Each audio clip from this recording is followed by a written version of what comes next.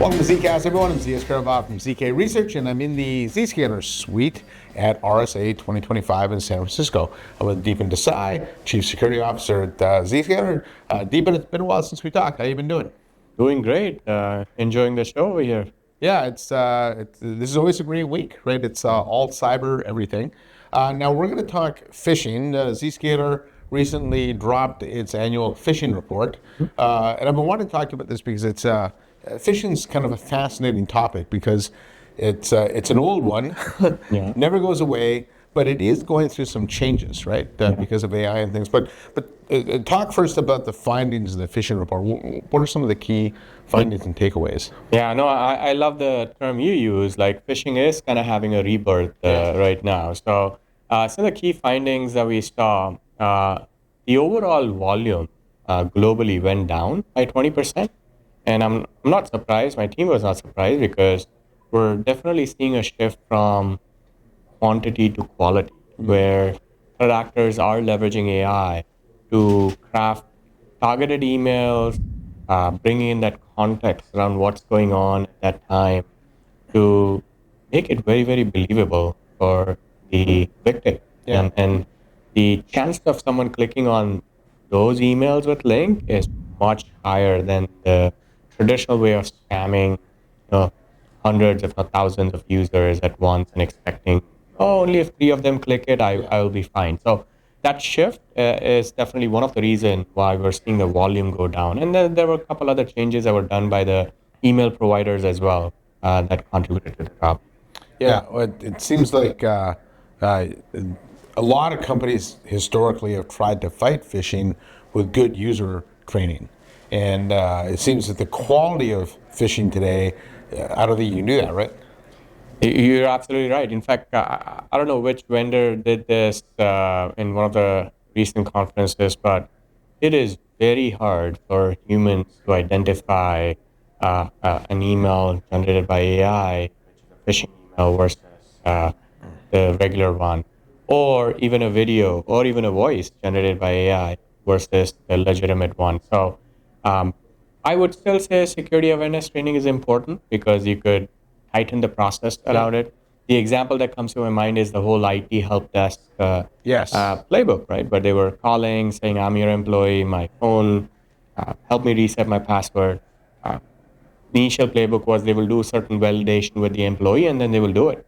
Then the playbook evolved where they would contact their manager, like, hey, your employee is asking. So this is what the defenders or the IT teams then ended up implementing to safeguard against this, which means that training was rolled out for all the IT help desk team.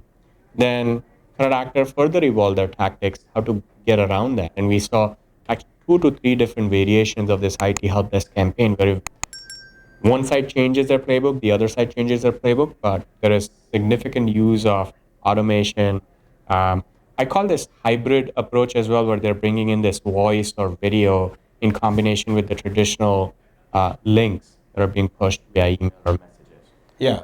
And so when you think about the rise of AI, and one of the great things about AI for the threat actor standpoint is they can try just a bunch of stuff, right? And, it's what's to them if it works or doesn't work. But how have you seen AI change the way phishing is being done?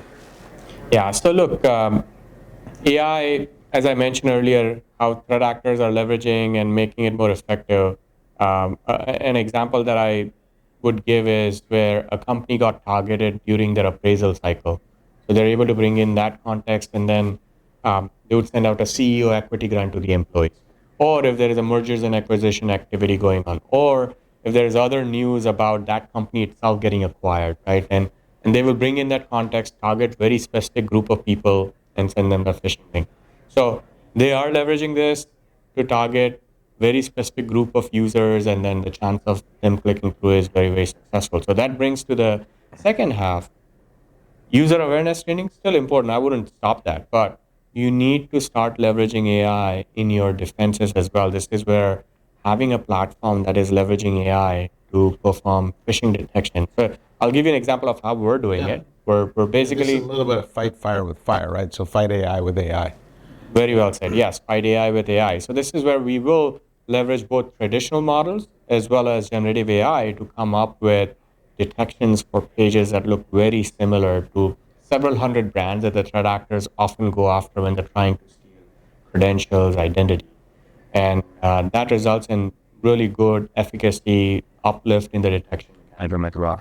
Yeah, and what are some of the other things you're trying to do to help bring AI to the fight for Gen AI generated phishing? Yeah, no, look, one of the, by the way, phishing is just a starting point. Yeah. They obviously, once they're able to phish a credential, their goal is to compromise either an identity or an asset. Yeah. Then they will move to the next stage where they will deploy a backdoor. They will then start reconning the entire environment. They will identify crown jewel applications. They will get to it. They will steal data. The entire playbook is where we're starting to see AI being leveraged in one or the other capacity. And I've actually seen, because AI is a little smarter, dwell times have gone down within companies, but they're doing more smash and grabs, right? Where they get in, they steal something, get out, versus historical days where the dwell times would be a couple, 3 months, right? Yeah, exactly. Because they're able to automate a lot of those steps around recon, privilege escalation. So it's a combination of automation, post-exploitation toolkits that they're able to stitch together to execute some of these playbooks, which significantly reduces the time it takes for them to get to the data exploitation stage. So our goal, and we've been doing this for past decade now, we definitely have invested in traditional models, but with the advent of generative AI, we're trying to bring in both predictive models, generative models together to block phishing, malware. A very bold app that our CEO himself is tracking with myself is what we call breach predictor, where the goal is to, can we train a model based on historic breaches and then predict if an organization is starting to see some aspect of it. What stage are they at? Are they, what is the probability of that stage going to the next stage? Because a lot of these attacks are multi-stage. I said phishing is the starting point. Right. Can I predict that, okay, you just got phished, your probability of getting environment infected, contaminated is X% because of here is how you're configured. Here are the problems that we're seeing. So that's an example of an app that we're trying to build where we have more than a dozen customers that are actively playing. All right. Now, I know, and it's not just phishing driving this, but one of the things that Zscaler has been really trying to articulate to a customer is the value of zero trust everywhere, right? And so talk about that architectural shift and why legacy approaches just don't work anymore. Yes. So when I provide guidance, I always say, hey, you need to leverage AI to fight AI, but AI is not at a stage where you can just replace humans or the architectural choices. The keyword is leverage AI to become more efficient, improve the efficacy.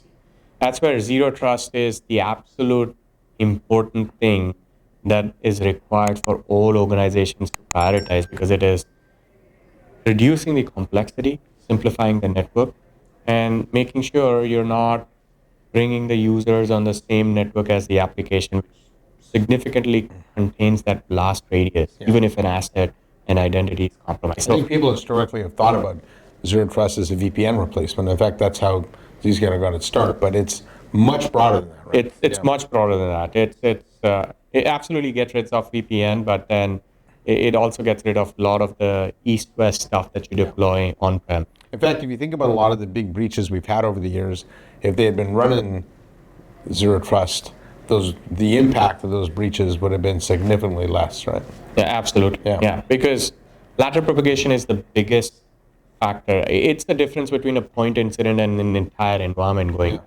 So, an important. Yeah. All right. When given we are here at RSA and AI is such a big theme here, what are some of the things you're thinking about using AI for? That looking forward a little bit. No. So look, AI and I'll share from both front as a customer zero of our own product. What am I doing on the internal security side and on the product side? Starting with the product side, we are leveraging AI not just for security use cases, but also for IT operation use cases. So whether it's business insights, whether it is policy recommendations. So a classic example that I can provide is where we're improving user experience by leveraging AI-driven insights. We're able to root cause an issue that may be resulting in user experience and provide mitigation to the organization. So threat detection is obvious. So the advanced use cases like breach predictor, and then a lot of work on the IT operations side as well. We're trying to help organizations improve user experience and efficacy of the policy. Yeah, a lot of people have asked me like where AI fits in security operations, and when you think about the multi-tier, the tier one operator, where they're looking through a lot of data, trying to make sense of all the alerts, things like that. That to me seems like a great use for AI. I certainly the whole concept of having an agent come in, make decisions, and execute plans. I think we're way away from that. Probably. We're away from them. You're spot on. Yeah. Reducing the noise, making us more efficient, improving our efficacy. That's where AI is at right now. But hey, we're moving pretty fast. All right. So given we've got more phishing, we got an AI generated phishing coming, we got more AI. What are some recommendations you give to people to help them, rethink their security architecture and be able to protect themselves better? Yeah, I'll call out three things, and I'll start with the most basic one. Look, even though these AI-driven phishing attacks are really hard to catch, they are using different playbooks. So it is very, very important to make your awareness trainings dynamic as well, because if your user are able to flag it, prevent it, that's your first line of defense. Because a lot of these are new, right? These are threats never seen before. Exactly. Yeah. Exactly. The second piece, in the order of priority, in my opinion, you have to have zero trust architecture prioritized. Because what are the zero trust testaments? One is never trust, always verify, least privilege access, and assume breach.